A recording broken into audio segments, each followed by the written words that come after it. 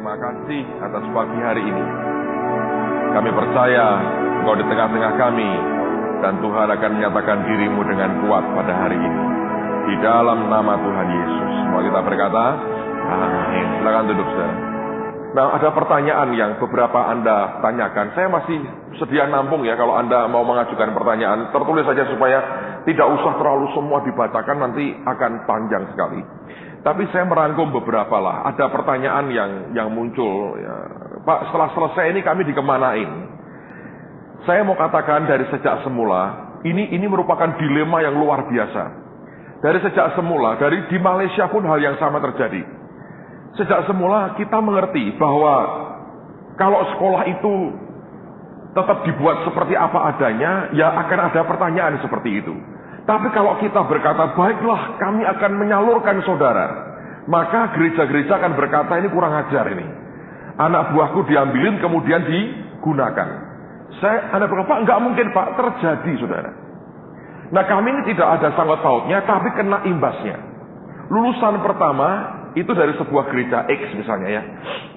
Lalu kemudian selesai, nganggur di situ. Ada pendeta lain yang tidak ada kaitan dengan kami, saya kenal pribadi, tapi tidak ngajar di sini, tidak ada kaitan secara organisasi. Malah satu organisasi dengan gereja X itu, yang melihat ini orang punya potensi, sudah dididik nganggur. Dia tawarin, pindahlah ke tempat saya. Lalu ini siswa pindah. Yang kena maki sekolah, saudara. Mesti diajari nggak bener ini. Kenyataan tuh. Lalu ada beberapa teman dari gereja itu mau bergabung, gembalanya berkata, jangan, nanti kamu pindah kayak itu. Nah, apa kaitannya? Anda tahu betapa sensitifnya hal seperti ini. Ya, ngerti saudara ya? Saya sebetulnya dengan gampang mau berkata, ada banyak orang mau nerima saudara dari perintis gereja. Mau. Langsung semua di sini, ada yang namun ada, saudara. Tapi kalau saya ngomongkan, halo ada, rame, saudara. Anda ngerti maksud saya? Jadi, belum ada jawabannya untuk itu. Kalau saudara ngomong pribadi, mungkin saya beri jawaban. Tapi di forum ini, belum ada jawabannya. Supaya baik. Saya mau berkata bahwa kami secara formal tidak ingin ambil apa yang jadi milik orang lain. Sebagian dari saudara kan dikirim oleh gerejamu dengan harapan kelak akan menolong mereka. Dan saya dorong saudara, beranilah Anda jadi perintis gereja. Ada atau tidak ada orang yang membiayai hidupmu. Amen, saudara. Sebab engkau mesti percaya Tuhan itu luar biasa dan Dia sanggup mencukupi semua kebutuhan kita. Nah, ada pertanyaan yang menarik yang dari rangkuman itu ya. Saya membedakan dua lah sebetulnya. Tiga bahkan ya. Ada pertanyaan yang berisi tentang hal-hal yang berkaitan dengan pergumulan pribadi saudara. Ada lagi pertanyaan yang berkaitan dengan pemahaman akan beberapa ayat dari firman. Ada pertanyaan yang berisi pertanyaan tentang struktur kepemimpinan dan gereja lokal. Nah, ada satu pertanyaan yang menarik dari antara sekian banyak pertanyaan yang Anda ajukan itu, yang mempertanyakan tentang gereja yang apostolik dan profetis. Ya, itu ada teman yang menanyakan, sayang tidak disebut namanya. Kalau boleh saya tanya siapa yang nulis itu ya? Ini karena pertanyaan bagus. Oke. Nah, kita akan coba bahas itu dalam beberapa hari ini karena ini sesuatu yang menarik. Tapi sebelum saya sampaikan atau saya coba jawab akan pertanyaan ini, mungkin kita coba belajar untuk melihat pemahaman masing-masing ya. Seperti apa sebetulnya atau apa yang Anda dengar selama ini tentang sebutan gereja yang profetis dan yang apostolik sifatnya. Ini memang satu istilah yang baru sebetulnya ya, yang banyak sekali dilontarkan orang, tapi saya mencoba untuk mengerti dulu sampai di mana pemahamannya. Bisa mungkin berdiri sebentar. Coba, apa yang kamu pahami tentang gereja yang profetis dan apostolik? Coba. Saya pahami gereja apostolik yaitu gereja misi. Tapi kalau yang profetis itu biasanya dikatakan, yang pernah saya dengar, tapi makanya saya hanya dengar sepotong gitu, jadi tidak terlalu jelas. Itu dimulai dari ketika gereja itu menerima gereja profetis, di mana gereja itu sendiri dibangun, maksudnya dimurnikan oleh seorang nabi Sehingga akhirnya gereja itu menghasilkan suatu kepemimpinan yang siap diutus untuk ke berbagai macam daerah atau bangsa. Itu yang saya pahami pengertian. Jadi saya belum terlalu jelas gitu. Bisa ngerti nggak apa yang kamu pahami, perbedaannya apa dengan gereja biasa? Pemahamanmu apa? Kalau yang saya pahami, kalau gereja lokal itu yang biasa, yaitu dia sepertinya hanya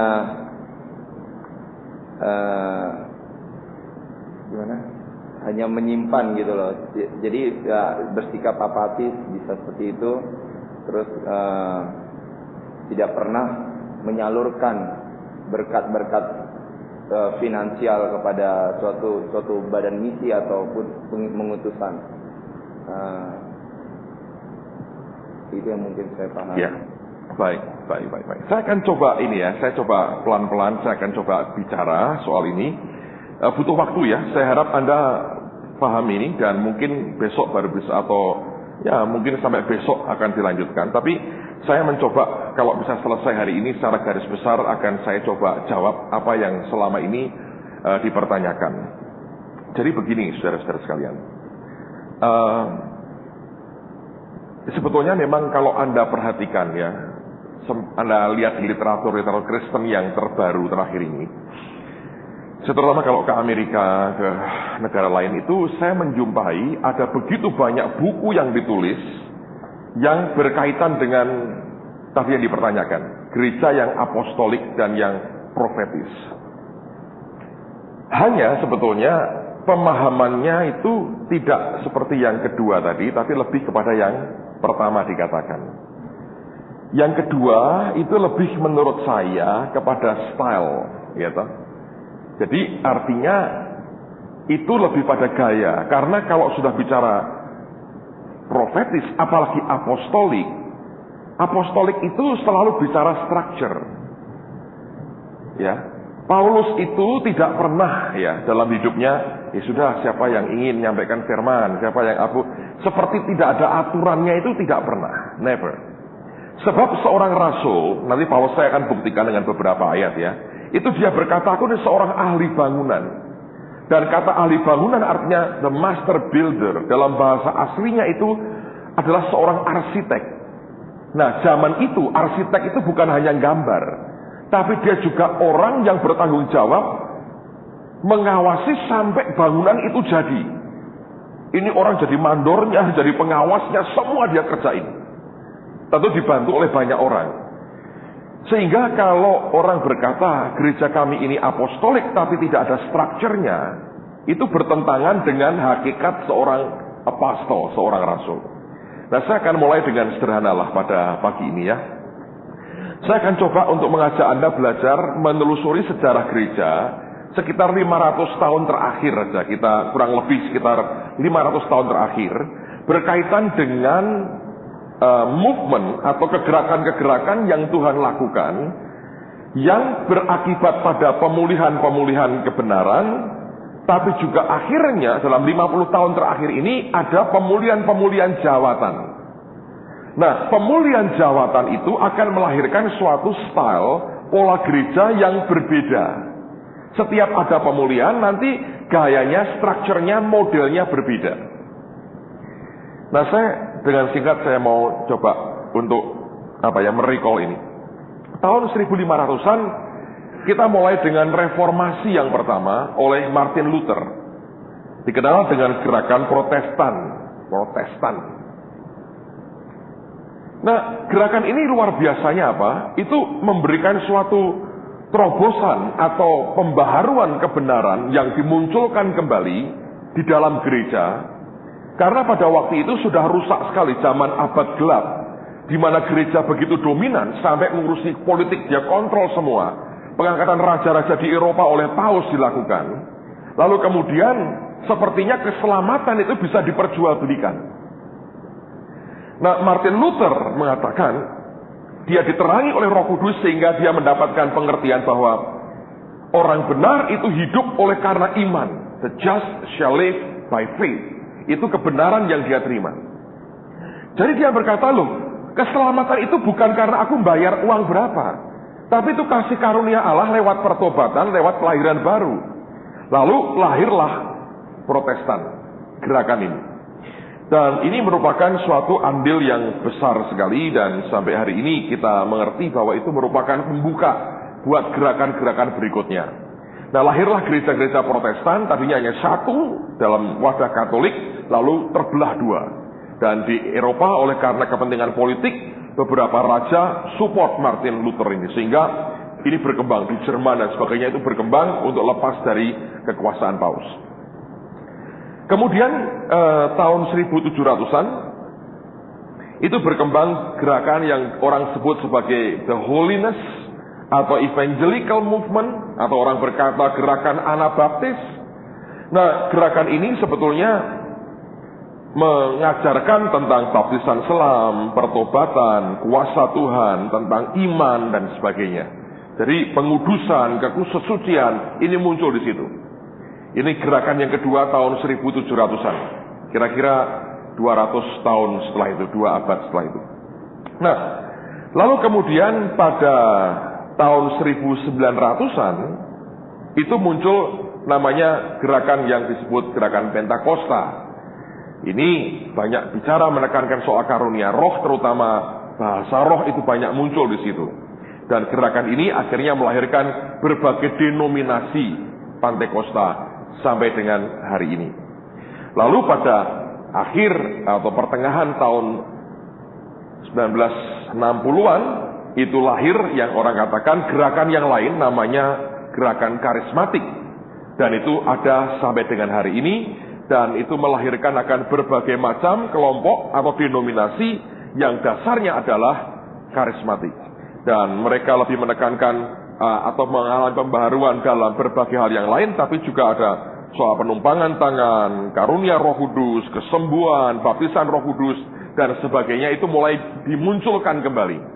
Jadi itu bagian-bagian dari kegerakan rohani. Minimal ada 4 kali terjadi movement pembaharuan yang berlanjut sampai dengan hari ini. Kalau Anda perhatikan, terus berkembang sampai dengan hari ini.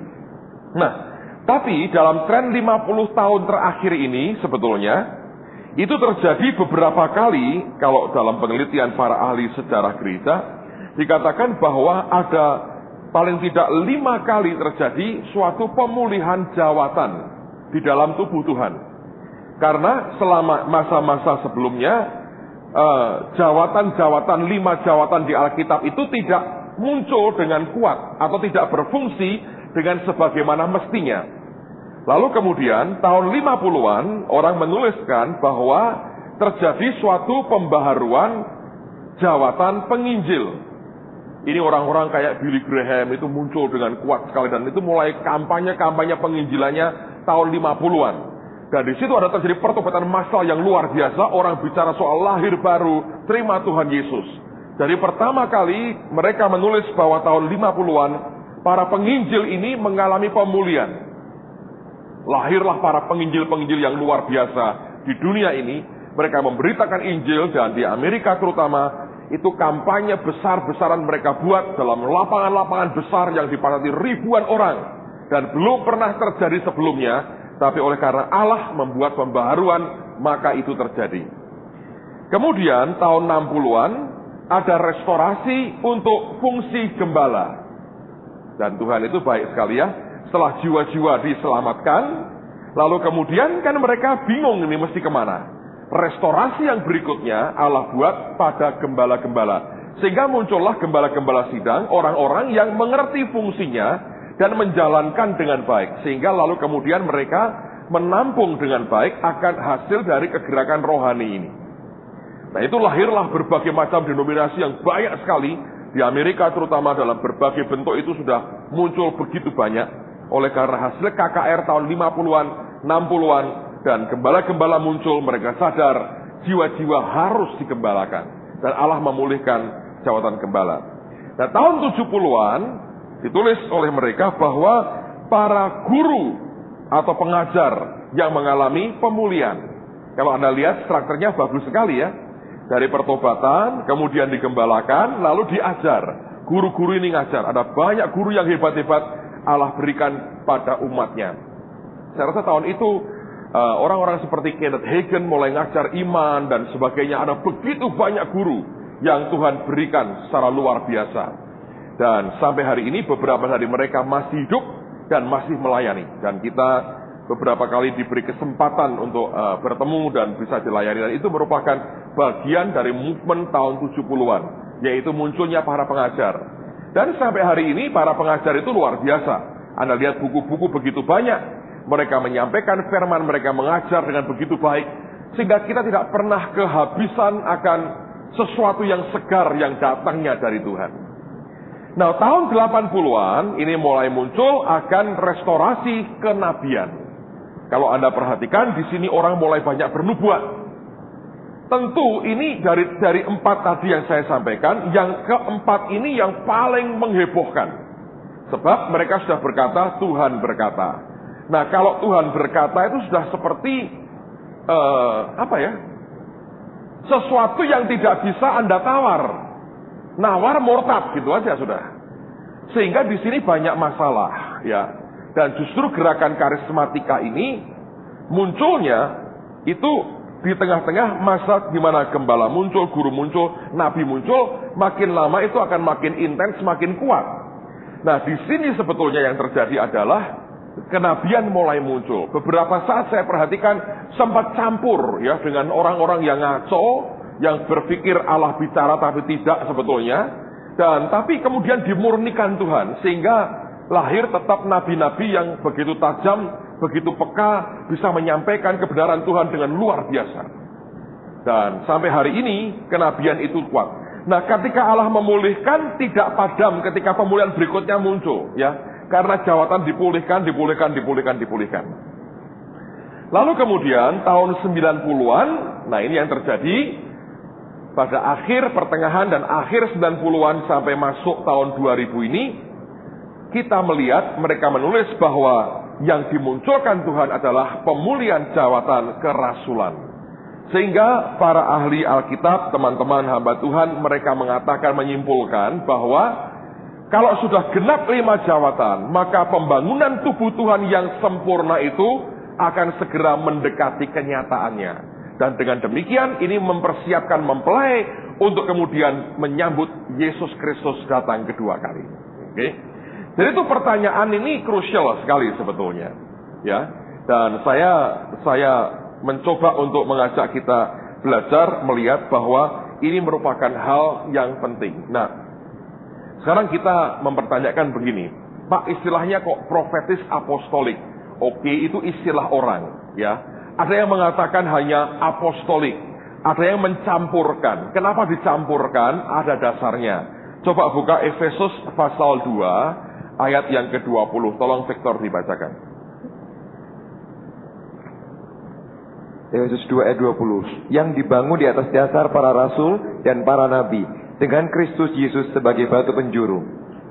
Lihat bahwa jemaat dibangun di atas dasar para rasul dan para nabi. 2 jawatan ini muncul serentak dengan dikatakan dengan Kristus sebagai apa? Batu penjuru. Nah, kenapa orang berkata, Pak, ini profetis dan apostolik? Oleh karena di Efesus 2 itu munculnya bersamaan. Dan kalau dalam apa yang saya amati, saya perhatikan, saya memang berkata 2 jawatan ini dekat sekali sebetulnya. Dan mereka bukan segala-galanya, tapi ini kombinasi yang sedang kuat. Dan dalam ministry, dalam pelayanan, kalau Anda bandingkan dengan ketiga yang lain, 2 ini menonjolnya luar biasa. Kenapa saya berkata menonjol? Karakteristik ministry atau pelayanan mereka itu berbeda dengan 3 yang lain. Kalau Anda ini seorang guru misalnya, ya saudara ngajar aja gitu. Kelas terlalu gede Anda nggak terlalu suka. Anda lebih suka intensif, kelas yang padat, yang cukup padat, lalu kemudian Anda ngajar. Orang diberkati, selesai. Dia nggak ada sesuatu yang spektakuler yang terjadi. Kalau Anda gembala, lebih-lebih lagi.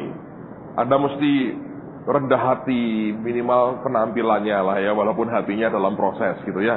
Lalu kemudian saudara mesti belajar untuk bisa memperhatikan orang dan sebagainya.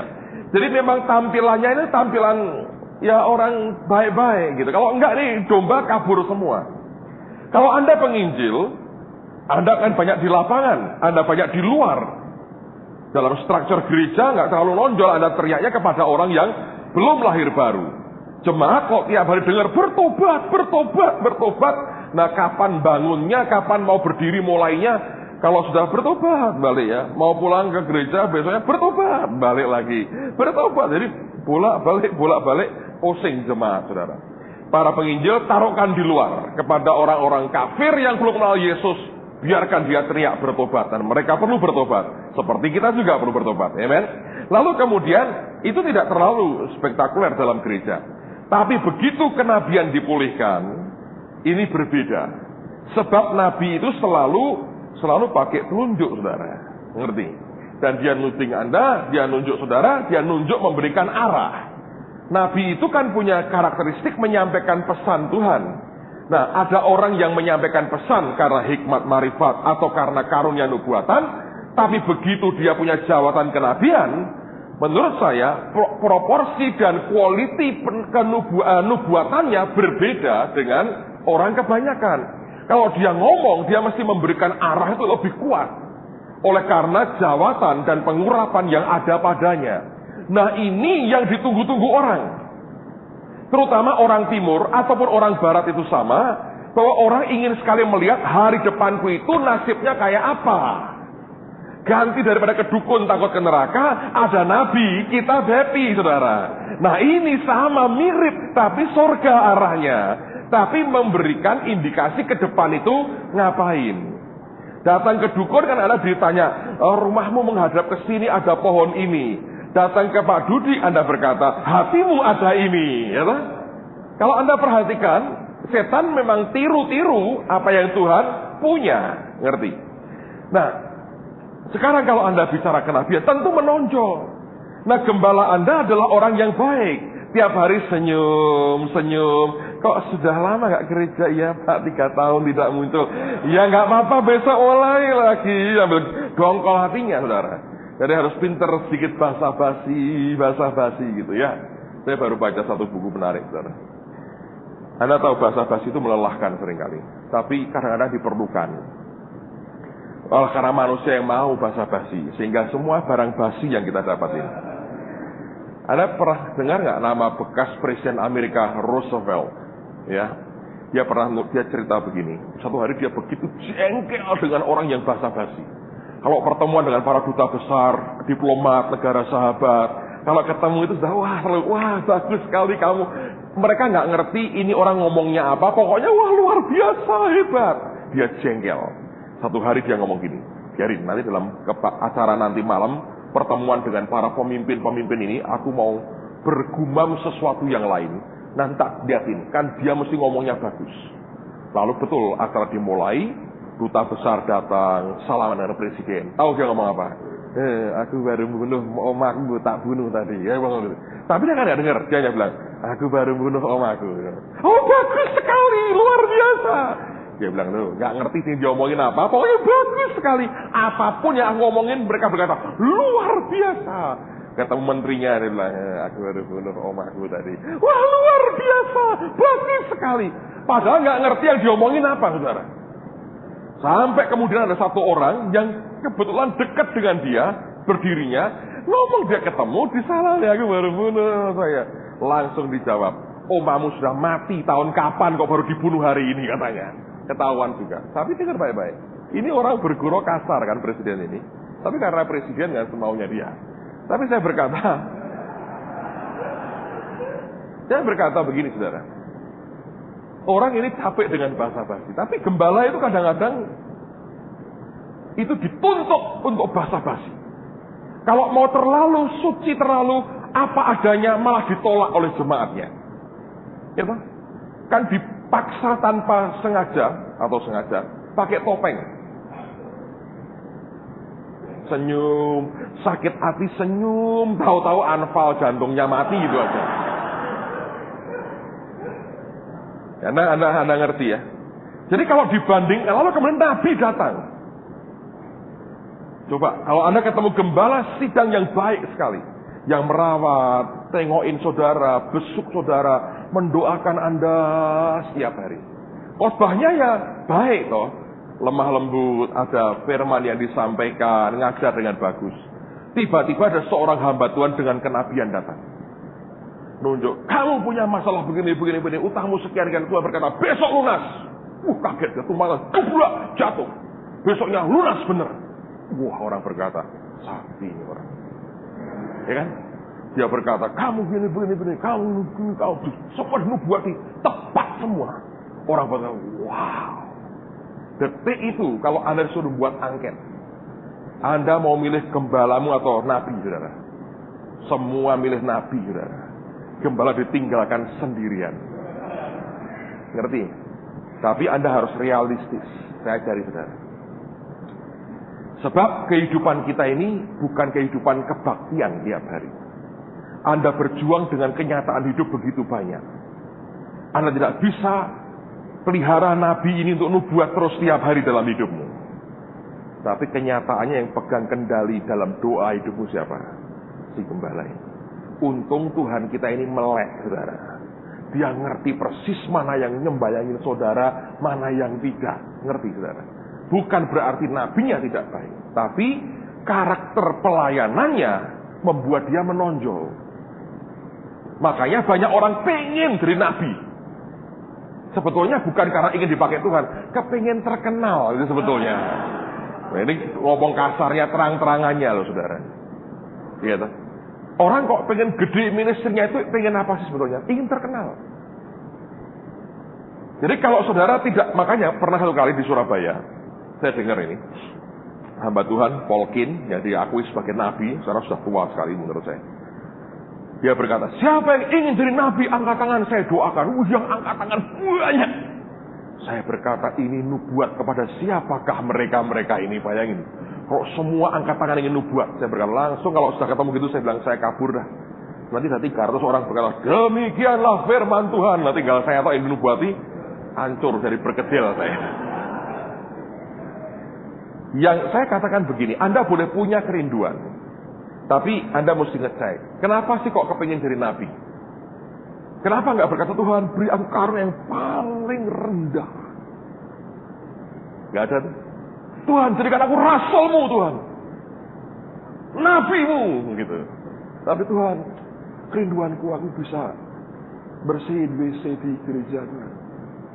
Yang paling murni dari hatiku, aku ingin membersihkan WC Tuhan. Gak ada tuh. Ayo. Sebab ini saudara, itu ujungnya pangkalnya pada ego, ya toh? Sebetulnya pangkalnya pada ego kan. Dan saya katakan di gereja, saya baca artikel bagus. Ada orang berkata begini, dalam diri kita itu ada singa yang namanya ego.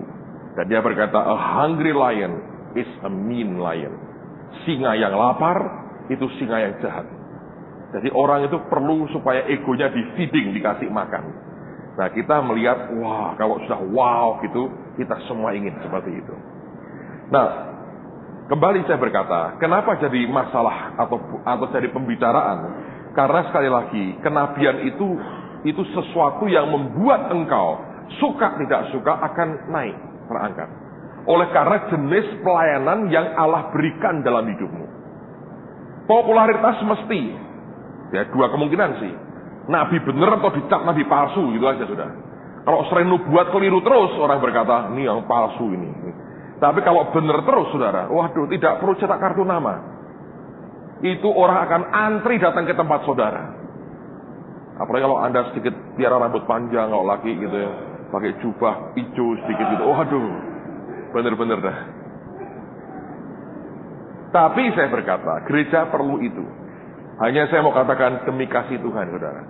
Jangan dituhankan siapapun yang dipakai Tuhan seperti itu. Oke? Nah, Nabi itu bicara tentang suara Tuhan, memberikan arah, direction. Dia berkata, ini loh yang Tuhan mau. Dia memberikan sketch akan apa yang Tuhan mau. Oleh karena itulah, jawatan Nabi ketika dipulihkan tidak berhenti sampai di situ. Allah meneruskan dengan pembaharuan atau pemulihan jawatan kerasulan apostolik. Dan ini perlu untuk melengkapi kenabian. Sebab nabi itu pada hakikatnya biasanya abstrak. Anda kalau punya gereja, kenabiannya kuat, nonjol, Anda akan perhatikan ya, itu jalannya akan bingung juga. Karena akan abstrak sekali, karena dia hanya bisa memberikan sketnya. Nah, master buildernya adalah rasul. Bukan gembala. Gembala yang tidak ada jawatan kerasulan dalam hidupnya, dia nggak bisa dipaksa untuk bertindak seperti rasul. Rasul itu adalah seorang master builder, dia seorang ahli bangunan.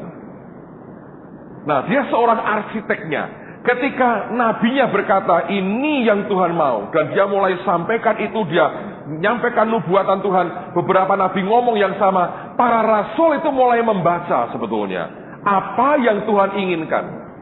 Nanti dalam hikmat Allah, Tuhan memberikan kemampuan kepada rasul itu apa yang Tuhan inginkan.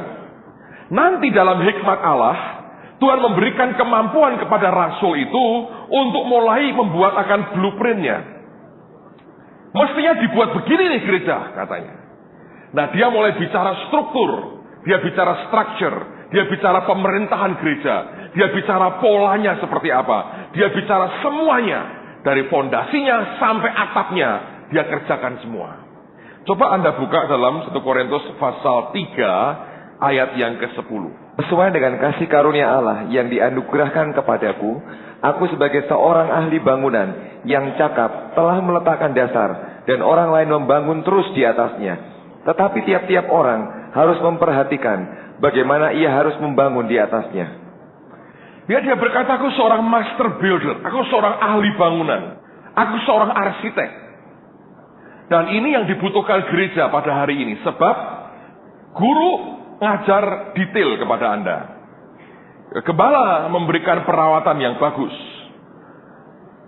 Penginjil memberikan kontribusi bahannya. Dengan jiwa-jiwa bertobat, itu bahannya. Nabi memberikan akan sketnya. Tuhan maunya ini. Rasul membuat itu terjadi. Makanya kerasulan itu sebetulnya, kalau Anda perhatikan pada jari saudara, saya pernah katakan mungkin ya. Kalau jari kelingking ini, simbol apa? Guru. Dia masuk ke yang dalam-dalam, saudara. Dia bisa korek yang dalam-dalam. Kalau yang ada cincinnya ini, jari manis apa? Gembala. Mesti baik-baik sama gembalamu. Kasih cincin dong gembala, saudara. Ya, kasih yang bagus. Berkat terbaik ada di gembala. Lalu yang paling tinggi, yang paling bicara dengan orang banyak adalah penginjil. Yang suka nunjuk-nunjuk begini, nabi. Yang begini, rasul. Nah, dengar baik-baik ya.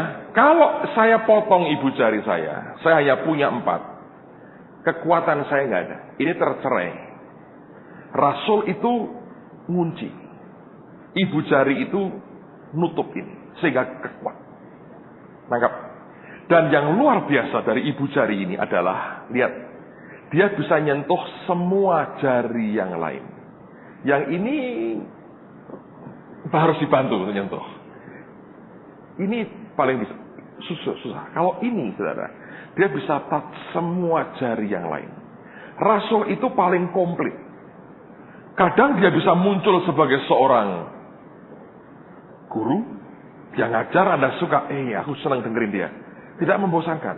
Kadang dia bisa muncul sebagai seorang gembala, sebab dia merintis gereja, dia mau tidak mau beberapa tahap itu, dia yang mesti terjun sendiri dan dia sebagai gembala. Dia penginjil juga, ketika keluar pengurapan penginjilannya, dia khotbah dan orang-orang bertobat. Dia bisa jadi nabi, dia menyampaikan firman. Lihat suratnya Paulus, dia ngomong akan kebenaran Tuhan luar biasa.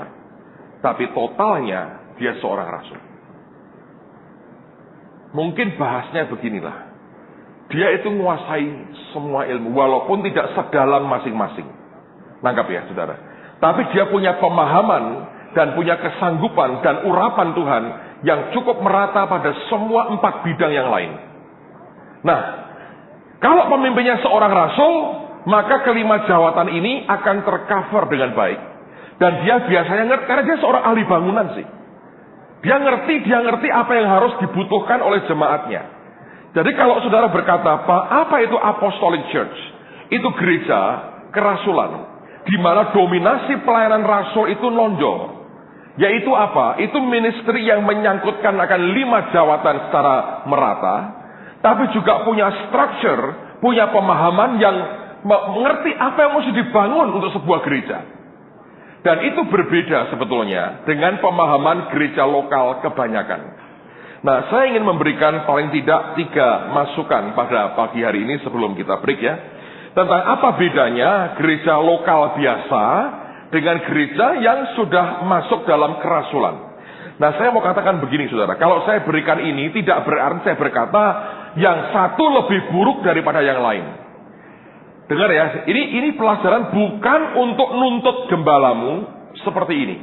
Sebab ini butuh kasih karunia Allah untuk masuk ke sini.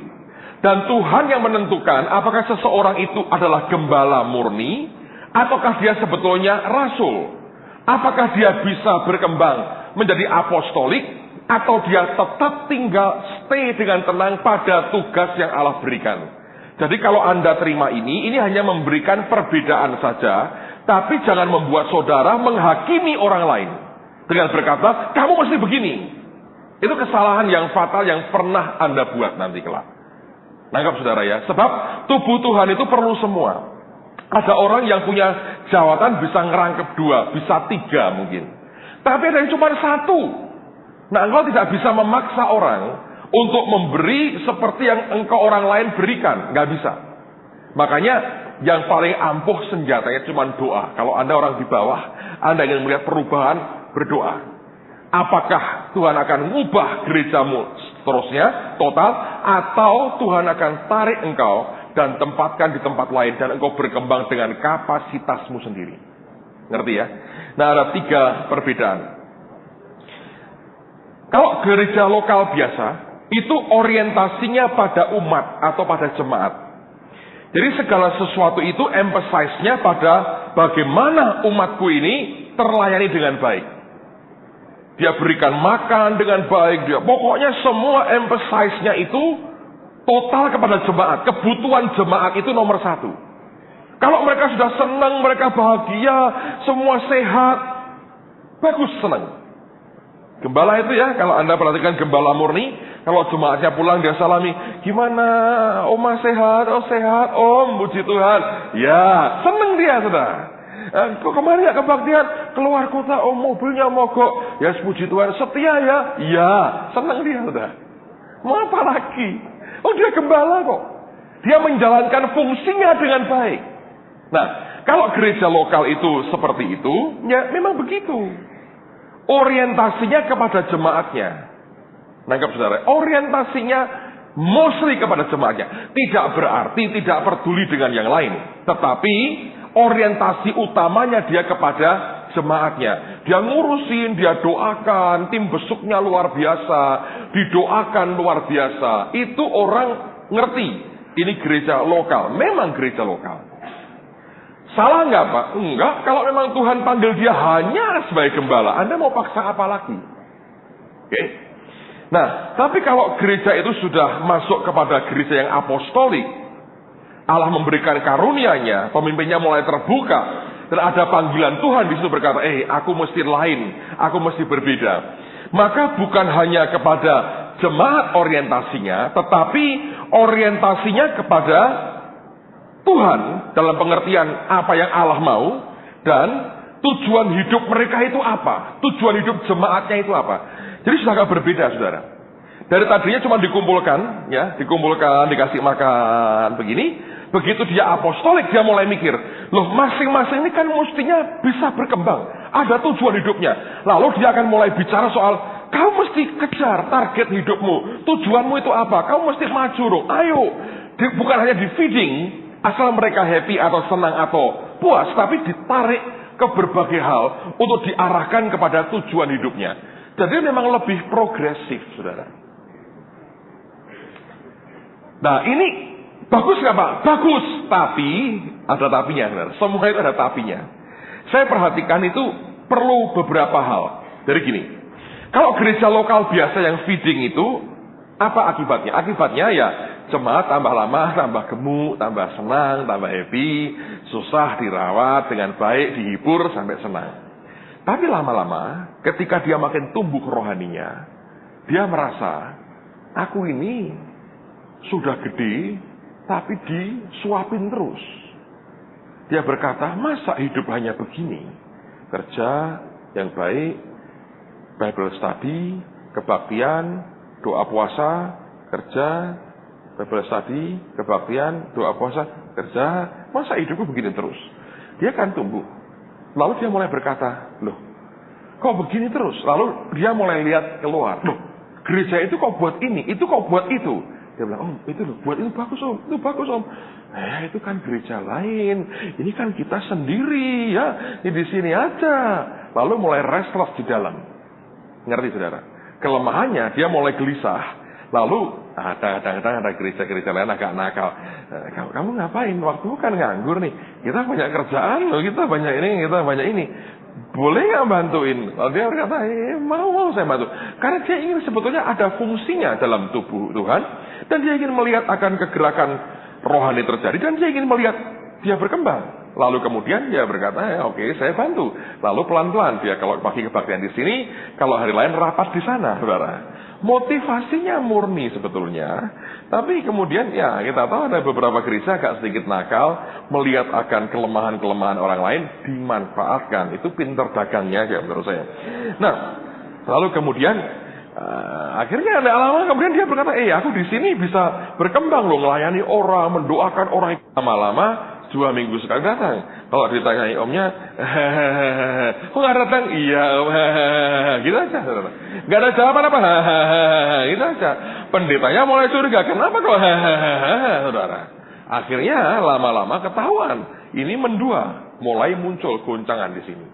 Dan lama-lama goncangan itu tajam, akhirnya dia pindah. Dan dia mulai kerja, dia mulai melayani seperti yang dia mau. Nah itu merupakan kelemahannya, saudara. Ya. Kalau gerejanya lokal biasa dan tidak bisa melihat lebih daripada dinding dari gerejanya, itu bahayanya kalau berhadapan dengan, mestinya tidak berhadapan, berdampingan dengan, lebih tepatnya, kalau berhadapan kan kayak musuhan, berdampingan dengan gereja-gereja yang mulai agresif, yang progresif, yang dikerjakan banyak sekali sehingga kekuatannya besar. Nah ini bisa membuat orang terjadi transmigrasi. Nah, Anda berkata, Pak, kalau gitu kita harus apostolik semua. Nah, saya mau beritahu saudara. Rasul pun sebetulnya ada keterbatasannya. Ini saya perhatikan di beberapa tempat ya. Saya nggak nyebut nama lah, karena ini nggak bagus. Tapi saya nyebut kepada saudara gini. Beberapa teman saya ini, saya yakin dia punya panggilan rasuli kuat. Dan kadang-kadang begitu kuatnya sehingga dia seorang visioner. Rasul itu visioner. Dia ngerti bangunnya. Jadi dia kalau dia nggak bisa mengimajinasikan aku mau bangun apa, nggak mungkin dia punya blueprintnya kan. Dia seorang arsitek, dia master builder. Jadi dia ngomong yang tinggi-tinggi ini saudara. Ngomong tinggi-tinggi. Jadi kalau khotbah itu ya, rencana Allah di abad 21. Dia ngomong Tuhan itu nanti akan ini begini, kita akan membuat satu center dunia. Nanti di New York kita akan bangun ini. Nanti di bulan kita akan tempatkan para misionari kita untuk begini. Pokoknya dia ngomongnya tinggi banget. Nah, kalau jemaat itu terlalu dapat yang tinggi sekali, saudara. Itu nanti gini, orang-orang begini. Kemarin tuh dagangku nggak laku. Ini giro yang tak buka besok belum, kosong, nggak ada duitnya.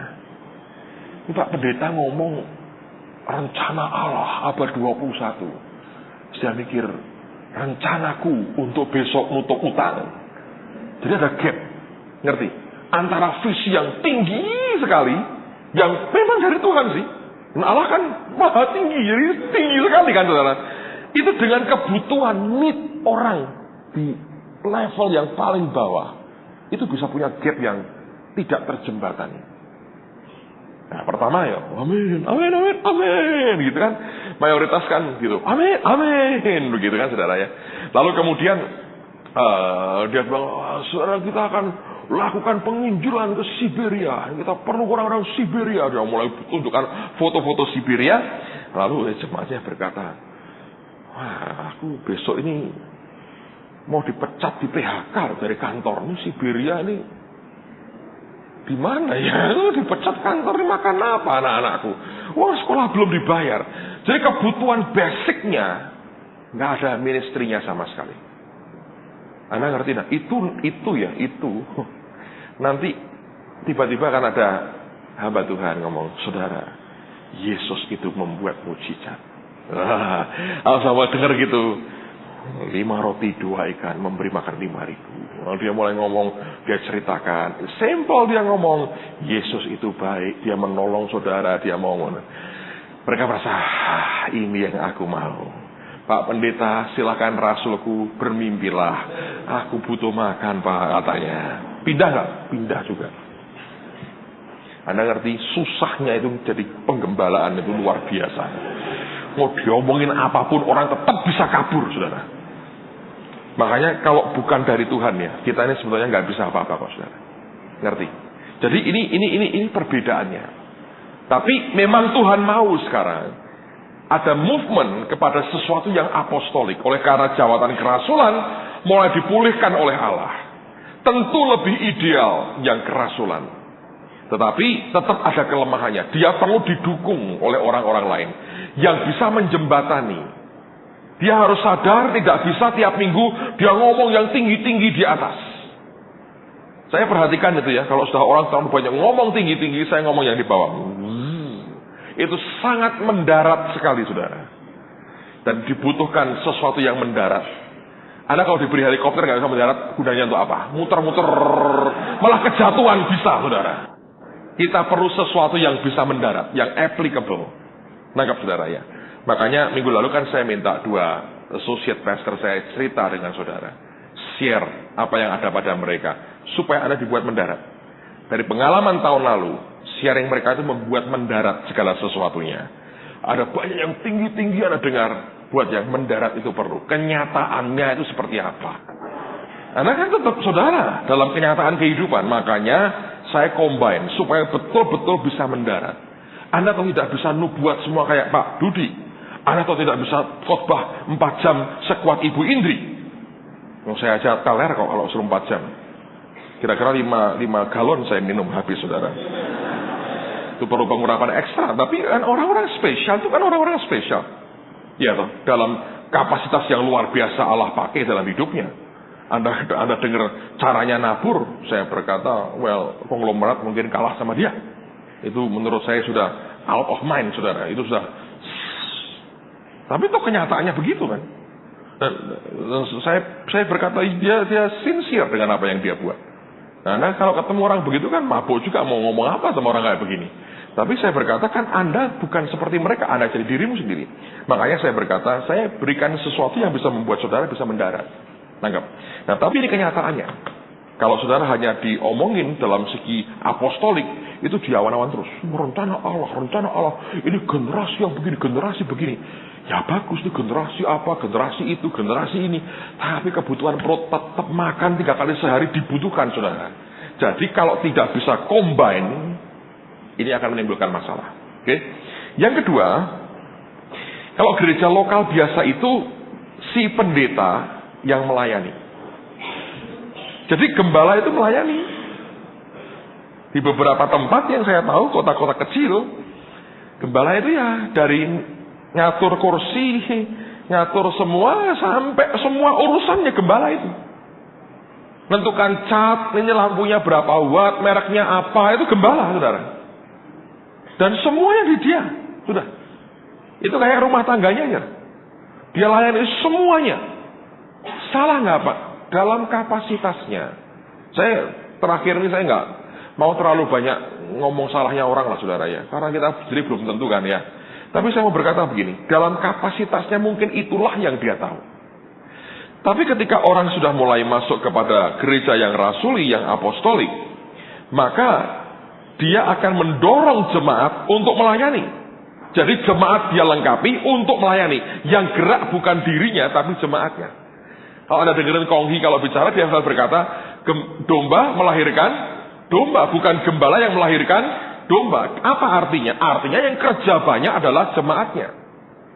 Dan saya yakin, gereja yang jemaatnya gerak, mereka bawa jiwa-jiwa, itu yang akan berkembang. Tapi kalau dari pendetanya, jangan harap, akan terbatas sekali. Karena si gembala kan lingkungannya sudah terbatas. Waktu gembala, waktu pemimpin dengan Anda kan sama. Dengan jemaat kan sama, 1 hari 24 jam. Para pemimpin nggak dapat tambahan ekstra waktu. Kalau habis untuk jemaatnya, maka habislah hubungannya dengan luar. Gimana dia mau nginjil keluar? Kecuali jemaatnya bergerak. Nah, kalau gereja apostolik, dia menekankan bahwa setiap kita punya fungsi. Anda mesti gerak, Anda mesti gerak, Anda mesti gerak. Makanya ada orang berkata, kalau gereja lokal biasa hanya nambah daging, kalau gereja apostolik memperkuat otot, saudara. Karena yang kedua diajar, dilatih untuk kerja. Dan ternyata itu pengaruhnya luar biasa. Dengan dilatih kerja seperti itu, membuat mereka berkembang dengan baik. Jadi, ini memang ada style yang berbeda sekali. Nanti pada bagian berikutnya saya akan jelaskan lebih detail ya. Yang ketiga, gereja lokal biasa itu terfokus di dalam. Memang lihatnya ke dalam aja, sempit. Dia nggak bisa lihat yang lain, dia nggak bisa lihat kota, dia nggak bisa lihat kebutuhan negara. Itu buat dia susah mengerti. Apalagi penginjilan dunia, aduh dia bilang itu apa lagi gitu. Sudah nggak ngerti aja. Pokoknya ya ini aku ngerti ini sudah ini. Gereja sih apa ya ini sudah. Pak kita mesti begini. Ya itu kan kamu yang ngomong. Saya boleh nggak Pak? Janganlah. Saya ini kurang kerjaan ini. Yang ngantar sekolah anak saya nggak ada. Kamu nih di sini ada. Lah saya nasibnya gimana ya nunggu aku mati jadi pendeta di sini nanti. Jadi mau tidak mau saya ceritakan ekstrimnya itu hanya terfokus ke dalam. Tidak lagi ada concern keluar. Nah. Kalau gereja yang apostolik itu melihat lebih luas. Jadi yang diperhatikan itu kerajaan secara perspektifnya itu kerajaan surga. Kalau gereja lokal biasa dia lihat organisasinya, denominasinya itu kuat sekali. Kalau sudah apostolik itu sudah lintas denominasi, dia sudah nggak terlalu peduli saudara. Dia hanya berpikir aku membangun kerajaan surga. Tapi saya tidak menyangkali bahwa ada rasul-rasul yang untuk gereja lokal itu sendiri, sehingga pandangannya pun terbatas. Tapi kalau rasul itu sudah mulai lintas denominasi, dia bisa berkembang begitu rupa. Jadi secara dibandingkan yang lain-lain, saya melihat ini sekota ini ya, kami antar gembala ya, minimal 11 yang cukup dominan di Semarang ini rukun, saudara. Itu tuh enak, hubungan itu nggak ada gap-gap yang kalau ketemu tapi nggak ada. Itu berkat loh, saudara. Nah itu bagian menurut saya dari apa yang sedang Allah kerjakan. Karena kan tujuan Tuhan kan menyatukan gerejanya, ya toh, sebagai tubuhnya satu. Nah ini dimulai seperti ini. Saya berdoa Anda di tempat masing-masing akan jadi pionir-pionir yang sama. Nah saya belajar gini, kalau hubungan pribadi mulai dekat akan menolong sekali. Tapi saya berkata ada blessing Tuhan di balik semuanya ini. Bahwa Allah sedang mengerjakan sesuatu yang luar biasa buat bangsa dan negara kita ini. Nah, begini saudara.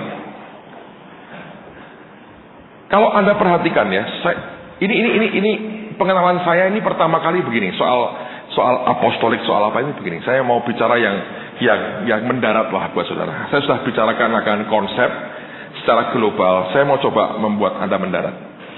Ini pertama sudah terjadi dalam 2 tahun yang lalu, waktu kami mulai School of Acts.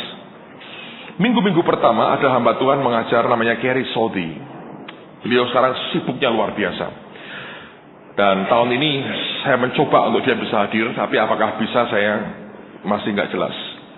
Dan sekolah seperti ini memang saya mau jelaskan lagi pada saudara, kadang-kadang tidak terlalu gampang untuk bisa mendapatkan hamba Tuhan persis seperti yang diharapkan. Sebab ini nyimpang sedikit ya, supaya Anda ngerti teknisnya. Ini repotnya ngatur pembicara itu seperti ini. Hamba Tuhan itu garis besarnya nih dibedain 2. Kok beda-bedain Pak? Bukan, ini teknisnya aja. Ya. Ini grup A, ini grup B. Grup A ini siapa? Grup A ini teman-teman yang ministrinya itu sudah begitu istilahnya worldwide, seluruh dunia. Dan mereka punya yayasan, punya badan, punya gereja, punya ministry yang besar-besar di dunia ini. Ngatur mereka ini, jadwal mereka ini sulitnya luar biasa. Karena itu harus di-match dengan jadwal permintaan waktu mereka dengan seluruh dunia. Saudara bisa bayangin. Jadi menempatkan ngundang satu orang misalnya untuk di-match dengan seluruh dunia ini berat. Nah, beberapa dari mereka itu kok datang ke Asia itu connect-nya karena 3. Dengan kita di sini, dengan School of Acts yang di Kuala Lumpur, dan dengan Konghi City Harvest di Singapura. Kadang hanya dengan kami berdua, School of Acts, tapi seringkali melibatkan pendeta Konghi. Nah, sekarang untuk ngundang mereka, 3 ini mesti agreement dulu, kapan? Dan 2 gereja saja sudah repot, tambah School of Acts di Malaysia, tentu tidak gampang. Setelah ini agreement, kita sepakat, oke, tanggal ini ya kira-kira, lalu kemudian kita ngundang kan. Ini yang kita minta cocok tidak? Apakah dia bisa penuh 3 minggu di Asia Tenggara? Jangan-jangan cuma seminggu. Jadi itu ngaturnya rumit. Nah, ini jawabnya lama, saudara. Karena apa? Permintaan banyak. Dia mesti doakan, dia sortir, dan dia lihat schedule-nya. Sebab akan tidak bijaksana misalnya ya, terbang ke Indonesia seminggu, kemudian balik lagi ke London seminggu, lalu balik lagi ke Singapura 3 hari. Lebih baik Indonesia gabungin Singapura. Jadi oleh karena schedule mereka yang begitu rupa, itu mereka mesti digabung-gabung begitu ya. Sehingga mereka untuk langsung jawab nggak bisa. Lebih gampang hamba Tuhan kita telepon, Pak bisa nggak? Bisa gitu ya. Tapi kalau Anda sudah worldwide, Anda sudah nyakup seluruh dunia, jadi masalah kemudian jadwal. Nah, kita kan ingin ngejar ini. Mereka yang punya ministry yang gede-gede. Lalu ini harus nunggu.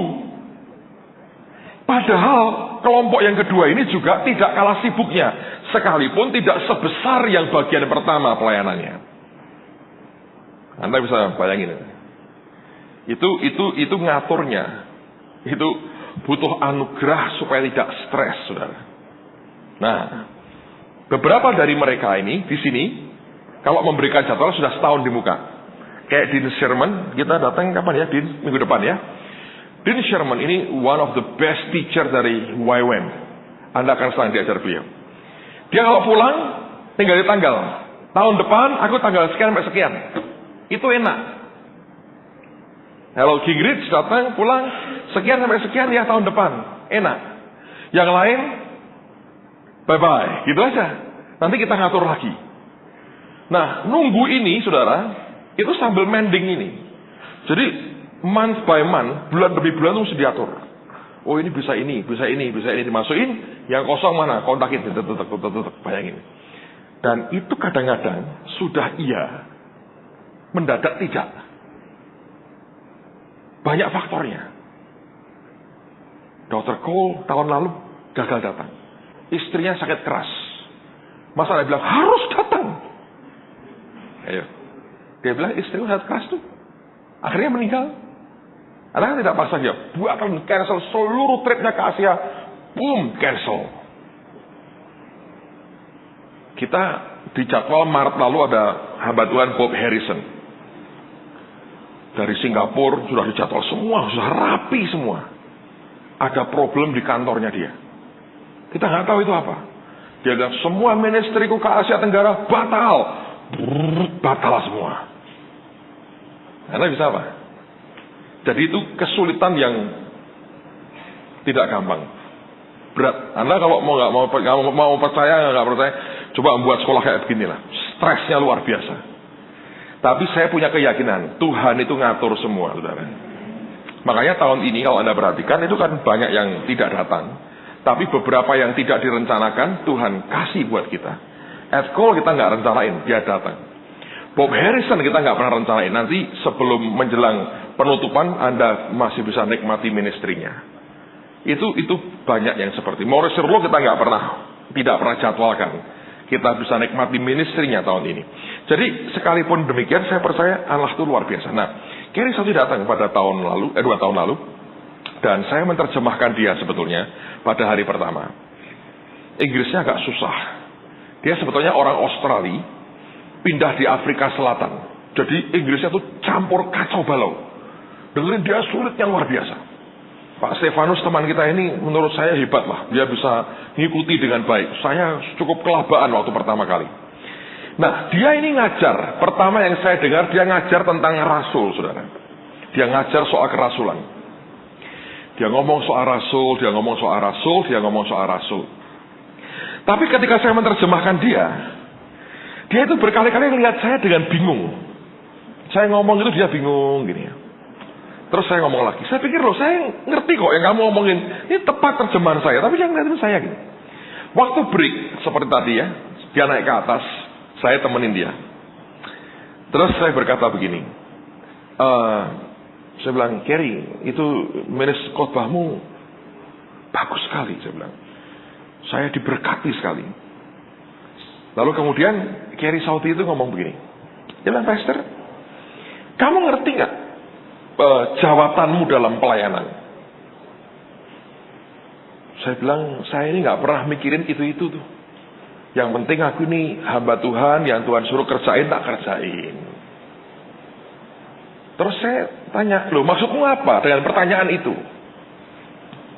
Dia bilang, aku sudah menduga ini orang tidak tahu siapa dirinya sebetulnya.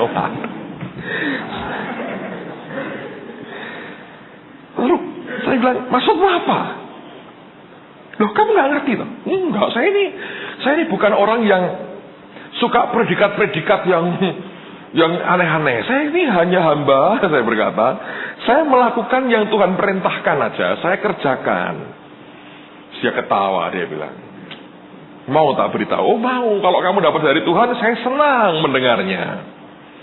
Terus dia ngeliat, saya matanya tajam. Nabi-nabi itu kalau melihat matanya mengerikan. Dia bilang gini, ini Tuhan ngomong sama saya. Benar yang dia omongin tadi, ini orang tidak tahu apa yang Tuhan taruhkan dalam hidupnya. Dan dia pertama kali dia berkata, kamu ini ada panggilan apostolik dalam hidupmu. Ada panggilan kerasulan dalam hidupmu.